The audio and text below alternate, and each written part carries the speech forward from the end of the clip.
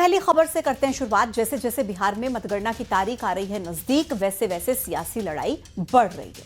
गोपालगंज की एक सभा में एआईएमआईएम चीफ असदुद्दीन ओवैसी ने आरजेडी पर बड़ा हमला बोला। ओवैसी ने कहा कि जब मल्लाह का बेटा डिप्टी सीएम बन सकता है तो मोहम्मद का बेटा क्यों नहीं। उन्होंने आरोप लगाया कि बिहार में 17% मुसलमानों को न मुख्यमंत्री बनने दिया जाता और न ही उप मुख्यमंत्री। ओवैसी बोले ये सामाजिक न्याय नहीं बल्कि राजनीतिक भेदभाव है। उन्होंने सवाल उठाया कि 3% आबादी वाले समाज को डिप्टी सीएम और 14% को सीएम बनाया जा सकता है तो 17% मुस्लिम समाज को क्यों नहीं बनाया जा सकता। ओवैसी ने मल्लाह पर सवाल खड़े किए तो जवाब देने के लिए खुद मुकेश सहनी सामने आए। सहनी ने कहा कि ओवैसी को हैदराबाद से मौका मिला है, वो वहीं रहे। सहनी ने आगे कहा कि कुछ लोगों को पच नहीं रहा कि अति पिछड़ा का बेटा उप मुख्यमंत्री कैंडिडेट बना है। हमारी सरकार बनेगी तो मुख्यमंत्री हमारा होगा। बताओ, आप 17% हैं, अगर मल्ला का बेटा उप मुख्यमंत्री बन सकता तो क्या आदम का बेटा मुख्यमंत्री नहीं बन सकता? हमको जवाब दिया। तो वैसे कह रहे कि 3% वाले को मुख्यमंत्री 17% वाले को चुप नहीं। उनको हैदराबाद में मौका मिला ना, हैदराबाद में हो रहे हैं। तो वैसे कह रहे कि 3% वाले को मुख्यमंत्री 17% वाले को चुप नहीं। उनको हैदराबाद में मौका मिला ना, हैदराबाद में हो रहे हैं। और इधर योगी आदित्यनाथ सिवान में उन्होंने जनसभा की, जहां उन्होंने शहाबुद्दीन के बेटे ओसामा पर जमकर हमला बोला। ओसामा को आरजेडी ने सिवान से अपना उम्मीदवार बनाया है। योगी यहीं पर नहीं रुके, उन्होंने बाबर और औरंगजेब के कब्र पर सजदा करने वालों पर भी जमकर प्रहार किया। और इधर योगी आदित्यनाथ सिवान में उन्होंने जनसभा की, जहां उन्होंने शहाबुद्दीन के बेटे ओसामा पर जमकर हमला बोला। ओसामा को आरजेडी ने सिवान से अपना उम्मीदवार बनाया है। योगी यहीं पर नहीं रुके, उन्होंने बाबर और औरंगजेब के कब्र पर सजदा करने वालों पर भी जमकर प्रहार किया।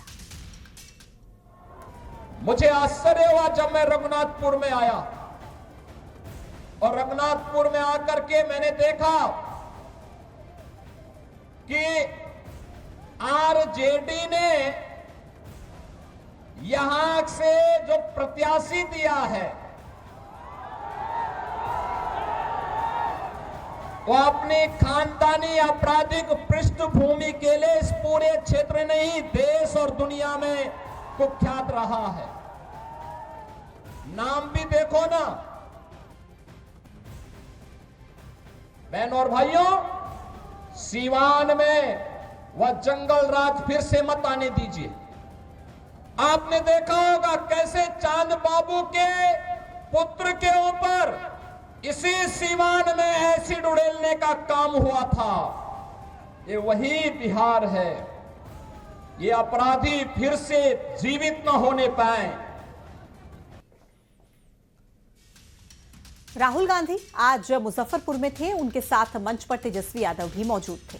राहुल गांधी ने नीतीश और बीजेपी पर वार करते हुए कहा कि बीजेपी रिमोट से नीतीश सरकार को चला रही है। तेजस्वी ने भी हमला बोला, कहा कि 20 साल के नीतीश के शासन के बावजूद बिहार देश का सबसे गरीब राज्य है।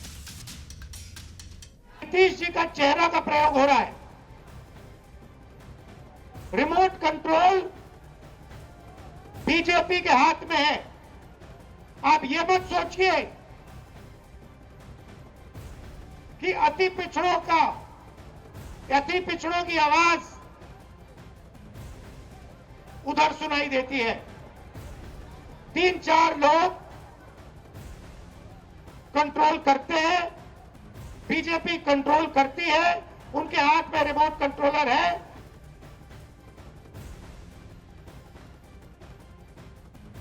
नहीं देना। तेजस्वी से कोई शिकायत है?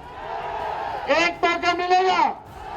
तेजस्वी ने किसी का नुकसान किया है? तेजस्वी ने किया है क्या नुकसान? तो एक मौका आप लोग दीजिएगा ना। एक मौका मिलेगा, एक मौका मिलेगा तो नौकरी मिलेगी पक्की। और बिहार की अलीनगर सीट पर प्रचार के लिए पहुंचे गृह मंत्री अमित शाह ने मैथिली ठाकुर के पाग पहनकर अपनी सभा की शुरुआत की। मैथिली ठाकुर के पाग विवाद को लेकर बड़ा बयान भी दिया। अमित शाह ने कहा महागठबंधन ने पाग के खिलाफ साजिश रची।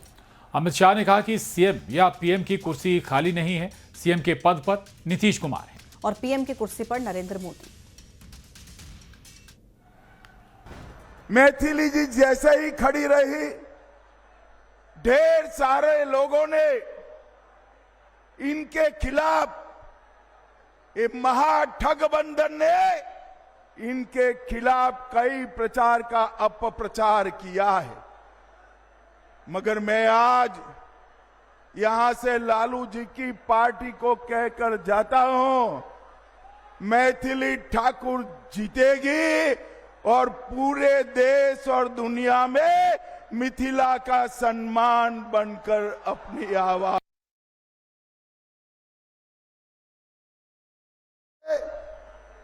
और लालू जी अपने बेटे को बनाना चाहते, दोनों को मैं कह देता हूं, सीएम या पीएम।